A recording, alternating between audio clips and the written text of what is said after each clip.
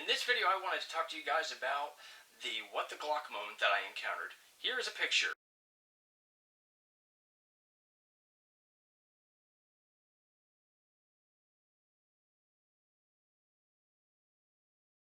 In this picture, you can see that my Glock 22 Gen 4 had a reverse stovepipe.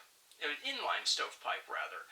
So, inline being inline with the slide, and it was a stovepipe, also known as a failure to eject. So, a failure to extract would be like it's partially extracted, but it's trying to feed in around behind it, or what have you.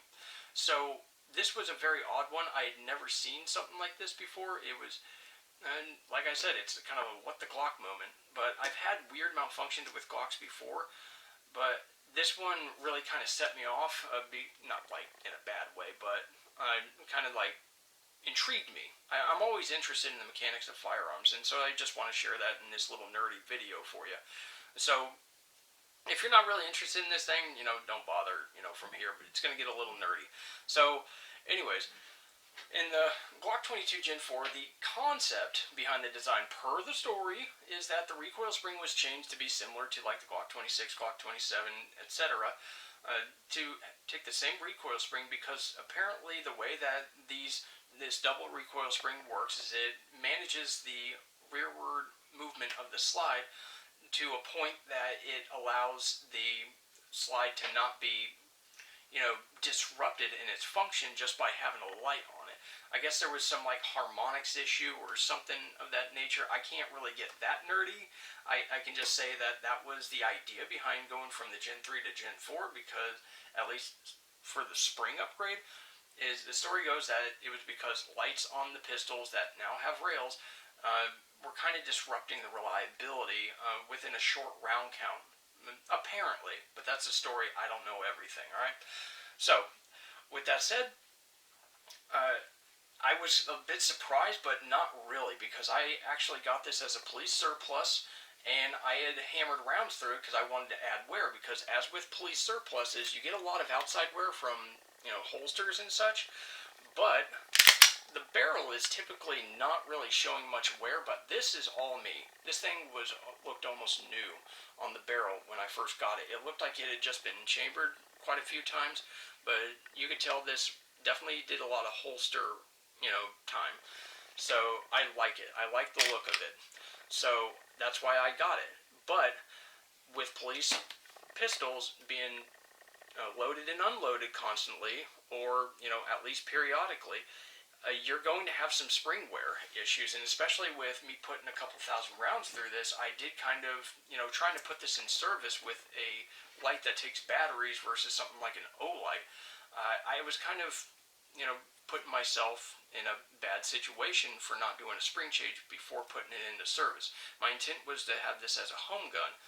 Well, and as my comment before, having something that takes batteries instead of something like an O-light, my policy is that anything like an O-light, it can serve as a home gun, but I want something that can serve as a duty gun as well, and this was going to serve as a home gun and a duty gun that I could work with on the range when teaching or just going to classes or whatever. This would just be my new beater gun for going to the range and serve as a home defense pistol, something that I could just spend a crap load of hours with and get good at. There's just something romantic with me and Glocks. It's an abusive relationship that I keep going back to. Anyways, I wanted something that had battery change capability instead of plug-ins, because the lumen reduction over time, it's good for home defense, but when it's something that I'm going to use constantly in training and stuff, I just want to deal with batteries, alright? So anyways, let's go ahead and move on. When I got that what-the-Glock moment at the range, I'd only put 100 or 150 rounds through it, and I had a case of ammo that I was going to use to kind of start my training process, as it were, or should I say practice, build up for this pistol to kind of get it, ready for service. Well, it failed after about 2 or 3 boxes in. I didn't really do an exact count. I was just hammering it with this light on and doing drill after drill. And once I got that issue, I took the pictures, and then I just kind of brushed it off, and then I started shooting it again, and I started getting like more malfunctions. I was getting stovepipes, and it just literally became unreliable altogether. All the magazines were new. I had just purchased them. I purchased a lot of magazines to put in service and have ones that I shoot regularly and ones that I just use for home defense. And they were already broken in by that time. So, that wasn't even an issue.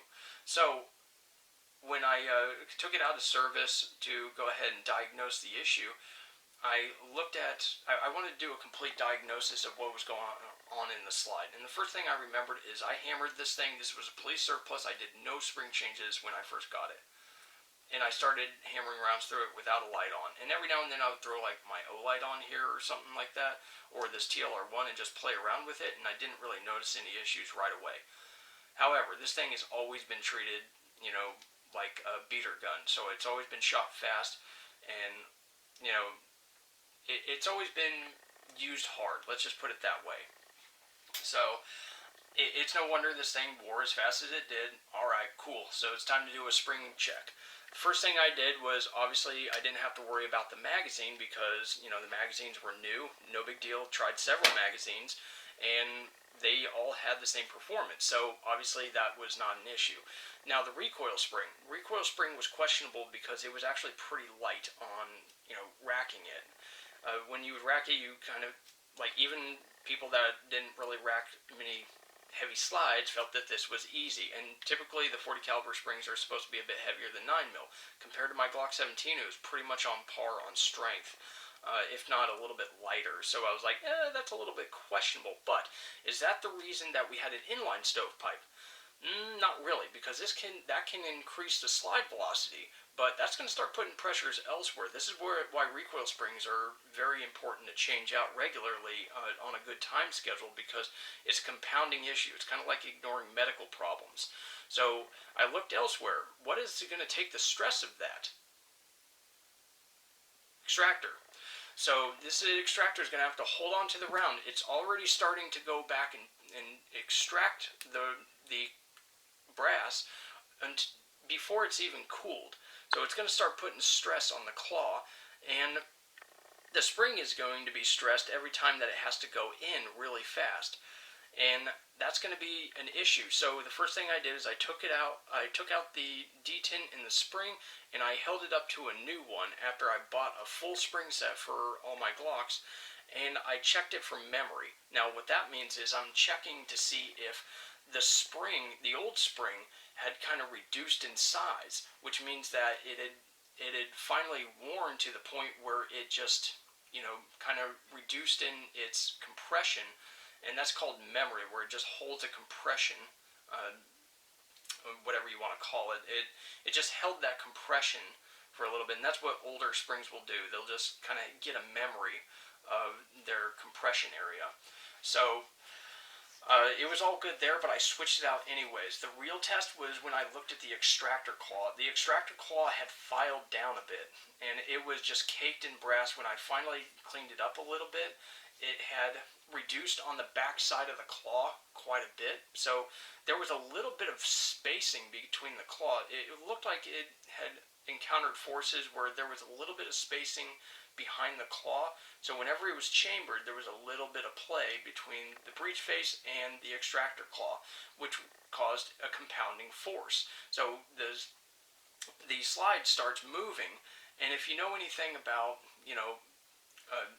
momentum and physics and stuff, if you have even a gap like this, and this thing starts going under recoil, and it's not actually contacting it, it's the difference between pushing somebody without touching them first, and touching and pushing. So it can be a bit more violent when you do the push without having contact first. So it's the difference between this and this. So I think that was the compounding issue there, that it just started wearing from the increased velocity of cycling over and over and over, worn extractor, a wearing recoil spring and such. So that was something that I noticed. I took this out to the range. I've had about 800 rounds through it so far, and it hasn't had a problem. So anyways, I know this was a little bit nerdy, went into a little bit more detail than most people would probably like, but I just figured I would share it for people that actually are interested. I don't know what to tell you. This is just kind of my thing. I'm interested in these kinds of things, making sure that I can keep my guns running, and hopefully I can, pass on some of my knowledge to you guys. So anyways, let me know what you think in the comments below, and you guys have a good one.